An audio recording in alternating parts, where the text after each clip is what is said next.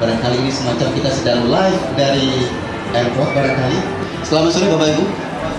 Sudah nyoblos? Sudah ya? Oke, selamat sore Profesor Sido di rumah dan juga para peserta ILC di Biro Bislo. Senang bisa ketemu semuanya di sini. Mengenai stop promotion, start communication, ini kita ambil dari judul buku saya kedua. Judulnya sama, Stop Promotion, Start Communication. Di buku ini sebenarnya tidak stop secara total, tapi sebenarnya how to promote-nya yang mesti dirubah. Ya, bicara promosi kemudian berarti ini caranya mesti diganti, cara lama gitu Pak? Iya, cara-cara lama yang cuman sekedar nyekotin konsumen atau calon pembeli kita dengan persuasi-persuasi yang sifatnya statement-statement biasa yang istilahnya orang ngegombal, itu sudah waktunya ditinggali. Ajak bicara konsumen kita. Ya. Mereka sometimes ketika mereka ada keluhan itu sebenarnya ideal loh buat kita. Oh, ya. Jadi jangan di-cut gitu ya? Jangan di-cut. Saya ke Pak Bobi. Pak Bobi, konon ada strategi bahasa iklan yang punya daya magis. Jadi kalau kita pasang iklan dengan kalimat itu, orang langsung bayar, langsung transaksi. Katanya begitu. Gimana Pak? Ada kalimat-kalimat tertentu memang dalam sebuah iklan itu yang memang punya daya gerak dari setiap orang yang melihat atau membaca untuk melakukan aktivitas tertentu. Sebetulnya tujuan itu yang harusnya kita pakai dalam membuat sebuah iklan. Kalau kita mau ngopi sekarang, itu ada sebuah merek brand yang sangat terkenal, fenomenal sekali, ya. Logonya warnanya hijau begitu kan. Nah, itu logo itu, brand itu bukan sekedar cuman menampilkan logo saja, tapi logo itu punya kisah ya. Logo itu di-create seolah-olah punya kisah sendiri, punya cerita sendiri, sehingga punya nyawa, punya nafas, ya. Dan itu yang sebenarnya menarik konsumen untuk berlama-lama di sana. Kita nggak sendiri, jangan dianggurin satu narasumber yang paling cantik di antara berempat ini. Saya ke Bu Linda Chandra dari indonetwork.co.id. Hari ini karena ditanya Pak Vicky langsung, karena Indonetwork ini termasuk website yang terlama di Indonesia. Kalau kita lihat trennya dari Alexa, itu yang paling di atas pasti Google ya, Google, Facebook gitu ya, antara itu. Nah, kalau dari Indonesia sendiri, Indonesia aja kita Indonetwork termasuk yang di atas. Nah, kenapa kita bisa lebih efektif? Karena kita pengunjungnya udah banyak sekali, per harinya itu sampai sekitar 100.000, ya, sekitar 100.000 rata-rata. Terus kemudian untuk perusahaan yang sudah terdaftar di kita itu sudah lebih dari 300.000 Indonesia dan mancanegara. Jadi biasanya kita sudah terkenal di pebisnis tuh, mereka kalau cari barang atau mau jual barang itu kebanyakan di tempat kita.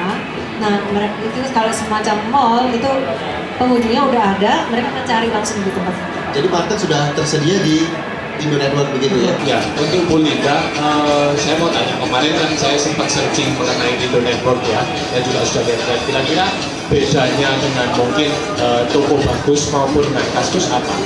Dan kemudian saya sebagai anak muda yang juga baru lulus, itu lebih banyak mendengar gaungnya Kaskus dan juga toko bagus daripada maafkan Indonetwork seperti itu. Bagaimana? Maksudnya secara promosi apakah Indonetwork melakukan secara grassroots atau gimana seperti itu? Terima kasih. Sebenarnya gini, kalau beda, yang pasti kita ada dua fasilitas. Jadi itu adalah kita selain menggunakan website, biasanya mereka kalau mau online tuh mau bikin website dulu kan, website dulu di mana? Nah itu di tempat kita mereka ada website. Terus kemudian mereka sekaligus kita promosi online-nya dari Network otomatis ya. Nah itu termasuk SEO, termasuk di dalamnya. Itu dari kalau bedanya kita. Terus kalau fasilitas lainnya mungkin kayak validasi, terus masalah kepercayaan itu sebenarnya kalau member kita yang udah lama-lama tuh udah terbukti ya. Biasanya mereka kalau ini, dan kalau masalah keamanan itu biasanya dari kita kalau ada yang dilakukan bisa ditanyakan. Kita punya data-datanya, ada bagian khusus untuk yang menangani seperti itu. Nah, untuk gaungnya itu masalah karena kita fokus Pak. Jadi kalau Indonetwork ini sampai selama ini itu membernya adalah pebisnis. Nah, pebisnis itu biasanya kita kalau mau tahu industri apa, kadang-kadang kita nggak ngerti ya industrinya apa, karena bukan ke konsumsinya, jadi bukan ke konsumen langsung. Jadi mereka biasanya nggak tahu. Kalau yang misalnya anak-anak ibu rumah tangga mereka nggak tahu tentang Indo Network. Tapi kalau berbisnis biasanya kita udah cukup dikenali.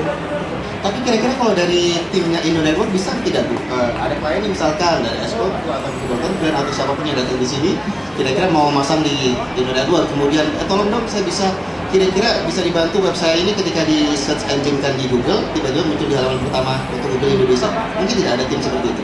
Kalau dari kita, biasanya kita ada kasih saran-saran, tapi kita nggak kasih jaminan.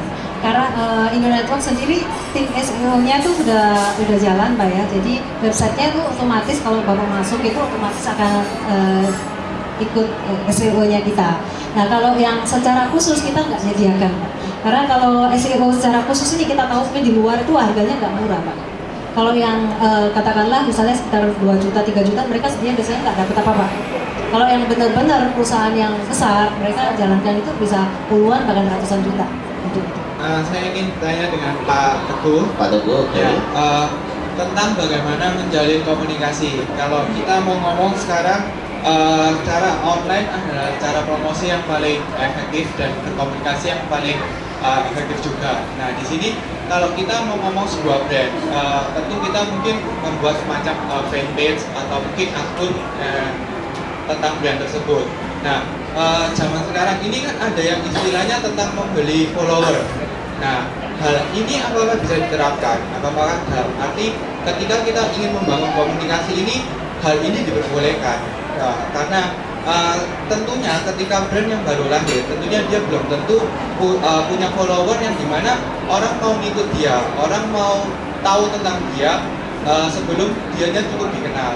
Nah, bagaimana kita menyiasati menjembati komunikasi yang seperti itu, kayak yang dimana dia belum punya nama dan dia barusan berdiri gitu.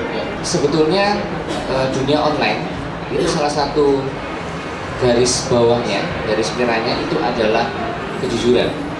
Jadi di dunia online itu kata pentingnya adalah trust. Itu sebabnya kenapa tadi Bu Linda juga mengatakan bahwa komunitas yang dibangun oleh Indo Network itu pebisnis, dan pebisnis tahu betul yang namanya trust. Follower yang tanda petik dibeli, istilahnya ini sebenarnya instan aja sih, instan gaming, memperoleh dengan cara cepat. Menurut saya sebetulnya sah-sah aja sebetulnya. Tetapi apakah itu efektif? Betul followernya banyak, tetapi apakah itu target-target ada? Jadi intinya sebetulnya untuk menciptakan komunikasi yang efektif itu adalah dimulai dari segmentasi yang benar, lalu memilih target-target yang tepat.